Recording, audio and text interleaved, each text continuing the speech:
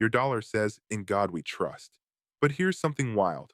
A ration book from 1943, worth more than $100. A single cigarette in a POW camp could buy you a week's worth of food. An AK-47 in Somalia, that's literally someone's entire bank account. And get this, right now, at this very moment, there are actual countries where the official government money is completely worthless. Something else has taken its place. This isn't some ancient history thing either. It's happened dozens of times, and the pattern is so predictable it's actually scary. And honestly, it might already be starting where you live. Let me paint you a picture.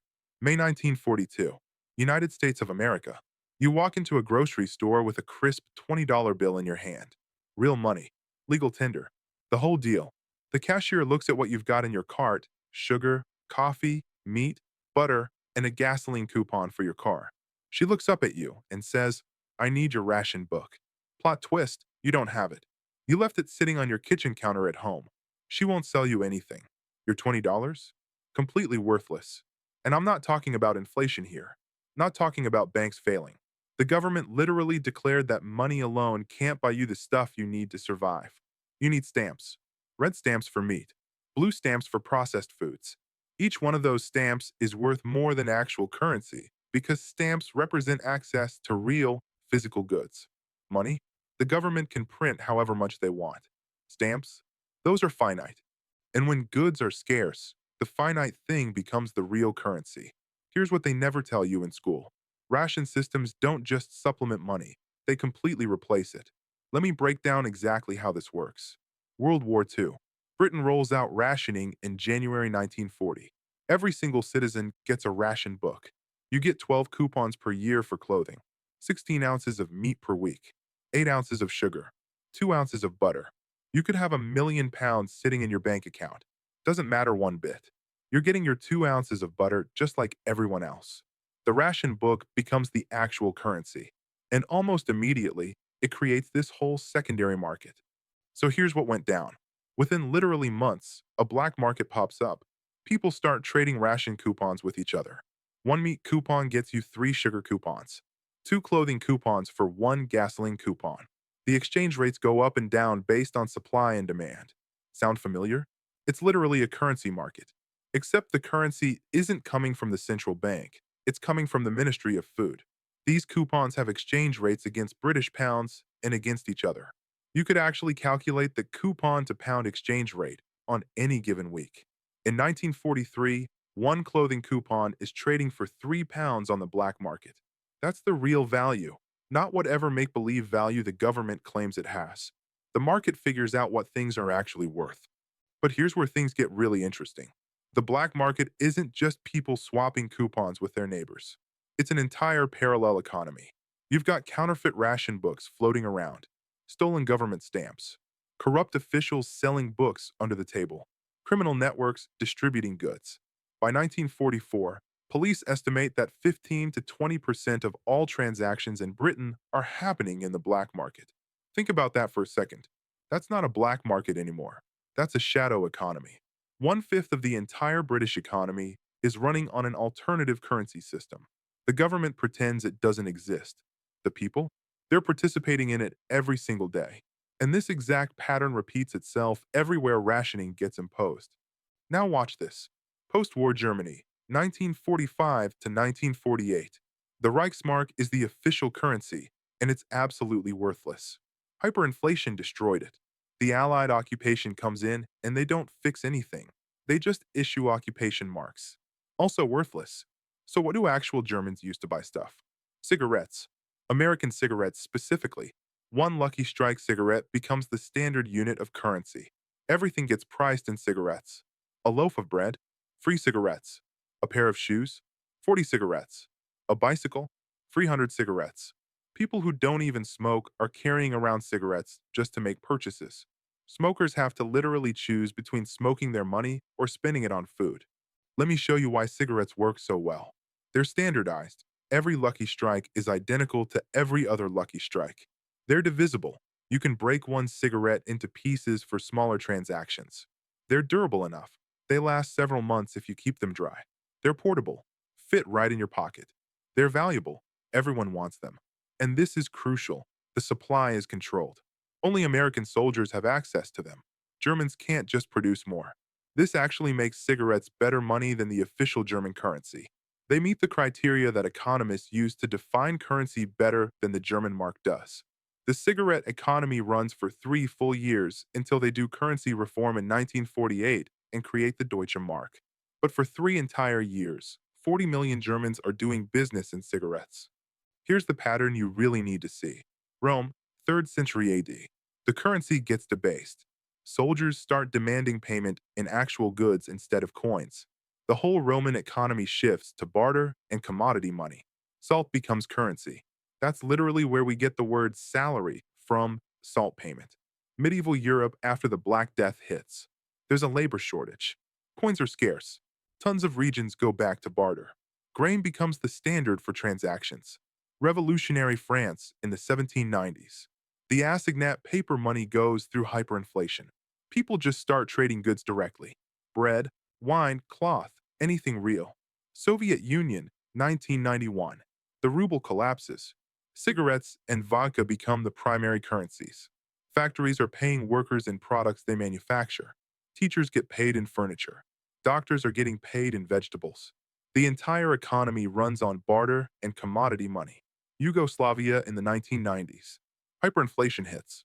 The German mark becomes the unofficial currency because nobody trusts the dinar anymore.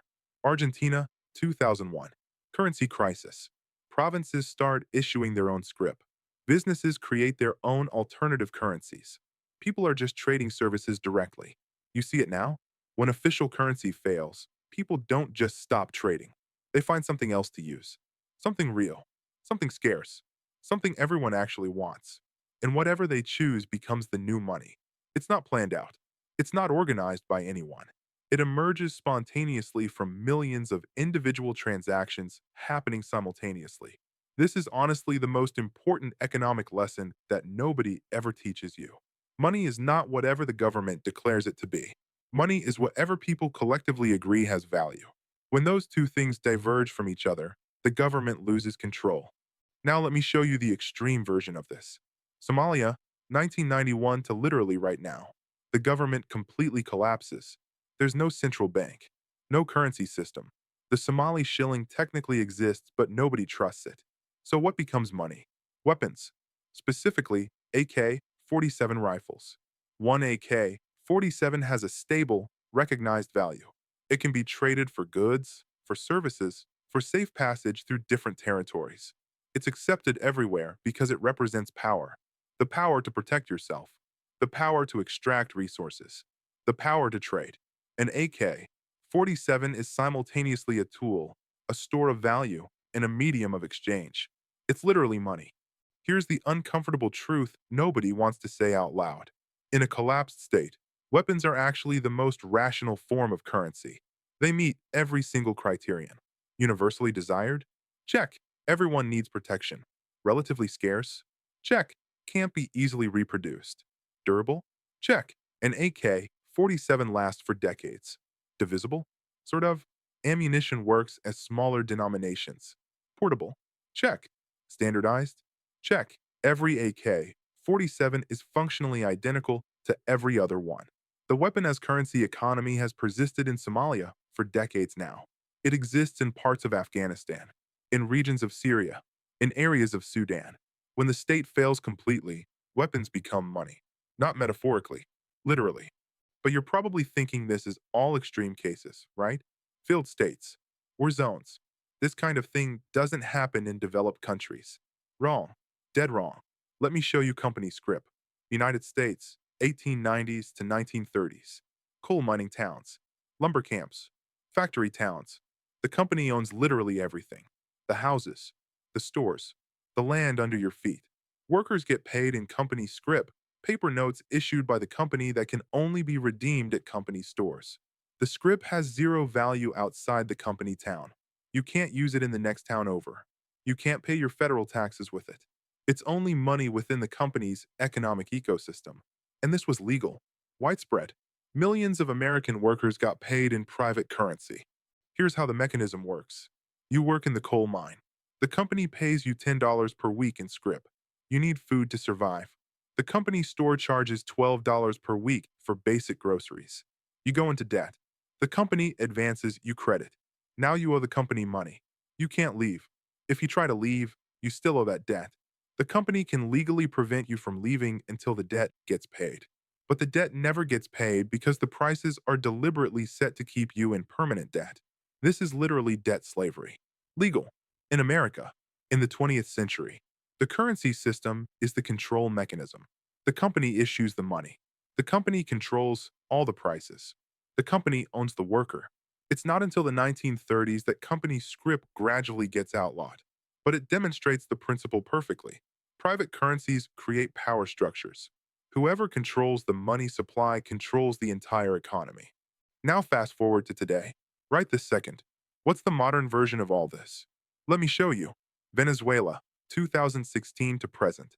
The bolivar is completely worthless. The official inflation rate is over 1 million%, but people still need to trade and buy things. So what do they actually use? US dollars. The dollar becomes the de facto currency. Everything gets priced in dollars. Wages get quoted in dollars. But there's a massive problem. There aren't enough physical dollars in Venezuela. So people start using digital alternatives. Cryptocurrency. Zelle, PayPal, Venmo. The Venezuelan economy is running on a combination of foreign currency and digital payment systems. The government's official currency is functionally irrelevant. This is happening right now. 15 million people are conducting their entire economic lives in alternative currencies. Lebanon, 2019 to present. The pound collapses. Banks freeze people's accounts. ATMs run completely dry. People can't access their own money that they deposited. So what happens? The entire economy shifts to cash dollars and informal credit systems. Shopkeepers start keeping handwritten ledgers. Communities create their own credit networks. Digital payment apps become the primary way to make transactions. The banking system still exists on paper. In actual practice, it's been replaced by informal alternatives. Turkey, 2022 to present. The lira loses 70% of its value in just 2 years. Turkish people start converting their savings to dollars, euros, gold, or cryptocurrency. When the government restricts foreign currency transactions, people just use peer-to-peer networks instead. The official economy claims that transactions are happening in lira. The real economy is operating in dollar-denominated parallel systems. Here's what connects every single one of these examples together. Ration books, cigarettes, weapons, company scrip, cryptocurrency. They're all alternative currency systems that emerge when the official currency fails to serve its basic function. The function of currency is to be a stable store of value, a reliable medium of exchange, and a consistent unit of account. When official currency fails at any one of these functions, people spontaneously create or adopt alternatives. This isn't just economic theory sitting in a textbook somewhere. This is observed human behavior across different centuries and different continents. But here's the deeper mechanism at work. Alternative currencies fundamentally change power structures. When Britain issued ration books, the government gained direct control over what people could consume. When Germany used cigarettes, American occupiers suddenly had economic power. When Somalia uses weapons, warlords control the economy. When companies issued scrip, corporations literally enslaved workers. When Venezuela uses dollars, the United States has indirect influence over the entire Venezuelan economy. The currency system determines the power structure. Change the currency, and you change who has power. Now let me show you something that should genuinely terrify you. United States, 2020, March. COVID pandemic hits. The government starts issuing stimulus checks, direct payments, unemployment benefits, paycheck protection program. The Federal Reserve prints trillions of dollars. Between March 2020 and March 2022, the money supply increases by 40%. 40% in just 2 years. But here's what's really strange. In tons of communities, physical cash just disappears. Stores stop accepting it entirely. Card only, sorry. Digital payment systems absolutely explode. Venmo, Cash App, Zelle, Apple Pay. The pandemic accelerates the shift from physical cash to digital currency at warp speed. By 2023, 41% of Americans report they don't use cash at all in a typical week. Not even once. Why does this actually matter? Because digital currency is completely trackable, every single transaction gets recorded somewhere. Every purchase gets monitored. Physical cash is anonymous. You hand someone a $20 bill for whatever you're buying. There's no record, no tracking, no monitoring. Nobody knows it happened. Digital payments create a permanent record of everything: who you paid, what you bought, when you bought it, where you were, how much you spent. The government can access all these records. Banks can analyze your behavior patterns. Corporations can track your spending habits. The shift from cash to digital isn't just about convenience. It's a fundamental shift in the power structure. It's surveillance infrastructure built directly into the currency system itself. And here's the next step that's already happening: Central Bank Digital Currencies, CBDCs. China launches the digital yuan in 2020. The European Central Bank is actively planning a digital euro. The Federal Reserve is researching a digital dollar. The Bank of England is considering a digital pound. These aren't cryptocurrencies like Bitcoin.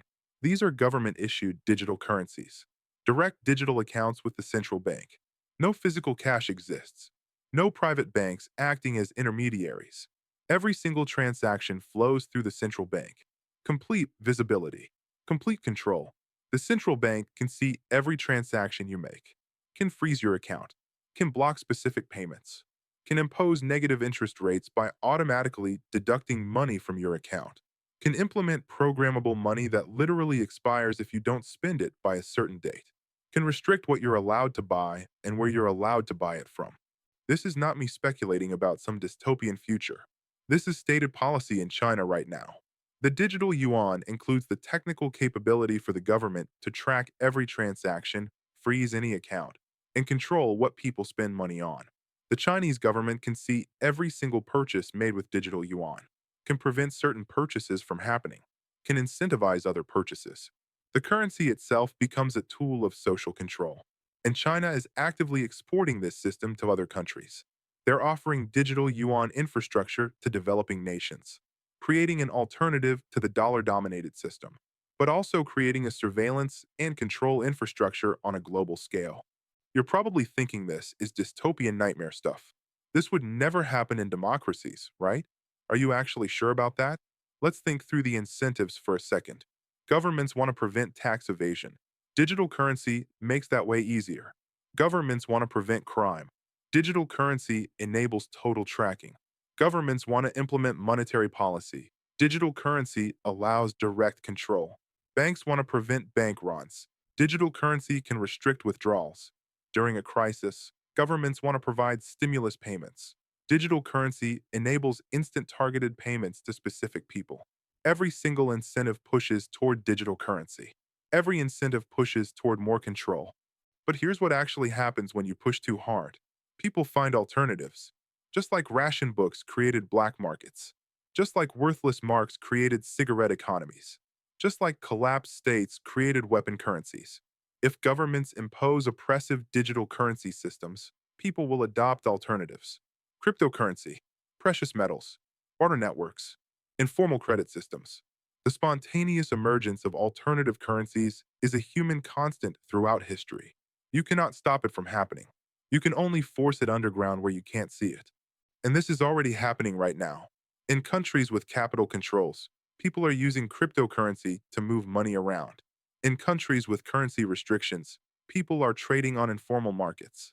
In countries with surveillance currencies, people are reverting to physical goods and barter.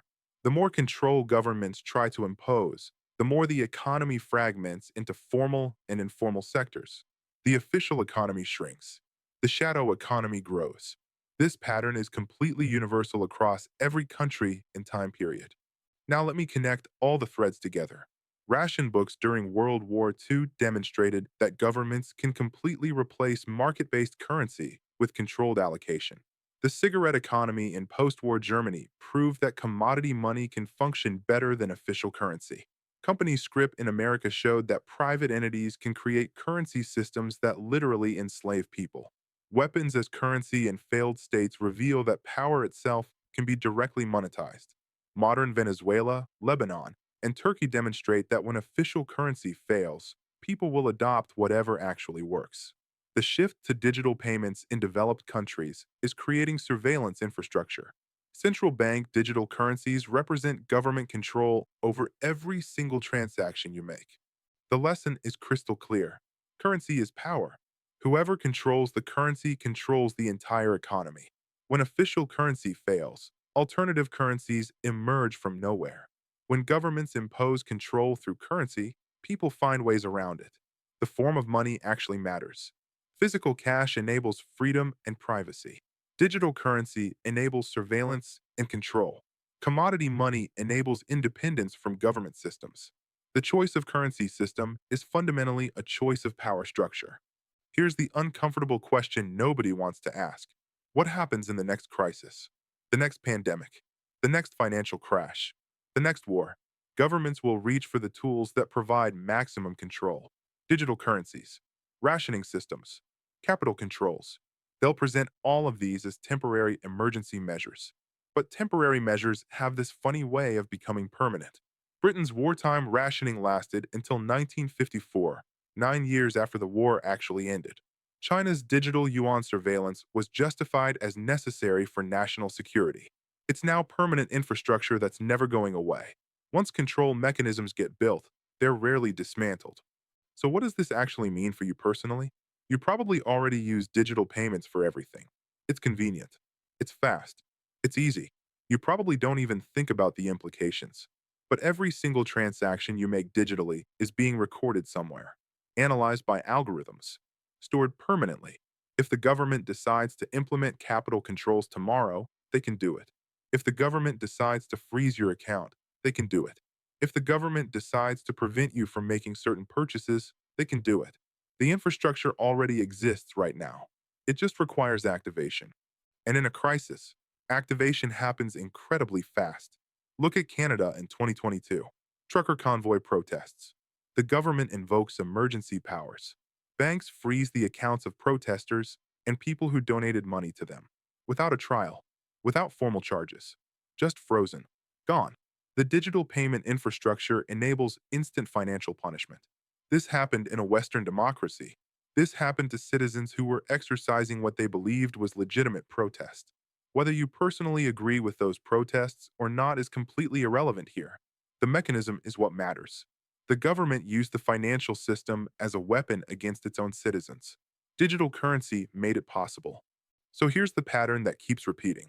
Official currency fails or the government imposes too much control. People spontaneously adopt alternatives. Ration coupons, cigarettes, weapons, cryptocurrency, barter systems. The specific alternatives reflect the circumstances. In wartime rationing, coupons become more valuable than money. In currency collapse, commodities become the new money. In state failure, weapons become currency. In financial surveillance states, cryptocurrencies and physical cash become preferred. The specific alternative varies based on the situation, but the emergence of alternatives is constant across all situations. What's the real lesson here? Money is not whatever the government says it is.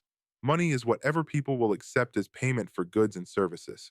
When official currency fails its basic function, people will find something that actually works. This has happened hundreds of times throughout human history. It's happening right now in multiple countries around the world. And the infrastructure being built in developed countries is creating conditions that might eventually force people to seek alternatives. Not because people are criminals trying to evade taxes, but because people need to trade with each other, because people need privacy, because people need economic freedom. When official systems fail to provide these basic things, unofficial systems emerge to fill the gap. You can already see it starting to happen. Increased cryptocurrency adoption, peer-to-peer payment networks, local currency systems popping up, barter networks, time banking. These are all proto-alternative currency systems. Right now, they're pretty small. Right now, they're just supplementary to the main system. But systems that are supplementary in stable times become primary in unstable times. The ration coupon was just supplementary in 1939. It was the primary currency by 1941. The cigarette was just for recreation in 1944. It was actual currency by 1945. The infrastructure already exists. The historical precedent clearly exists. The only question is whether conditions will force activation. I'm not sitting here predicting total collapse. I'm not predicting some specific crisis. I'm saying the mechanism already exists. The historical pattern is abundantly clear. When official currency fails to serve its basic function, people adopt alternatives. The alternatives reflect the specific circumstances of how the currency failed. And right now, multiple different systems that could serve as alternative currencies are being developed, tested, and deployed at scale, not as alternatives to the main system. Not yet anyway, but as options. And options have this funny way of becoming absolute necessities when circumstances suddenly change. The entire history of money is just the history of whatever people collectively agree has value. Sometimes that's been gold. Sometimes that's been cigarettes. Sometimes that's been weapons. Sometimes that's been ration coupons. Sometimes that's been company scrip. Sometimes that's been cryptocurrency. The form changes based on the era and circumstances, but the underlying function remains exactly the same. People need to trade with each other to survive. People will always find a way to make that happen. The question is what form the money takes and who gets to control it. Because whoever controls the money controls the entire economy.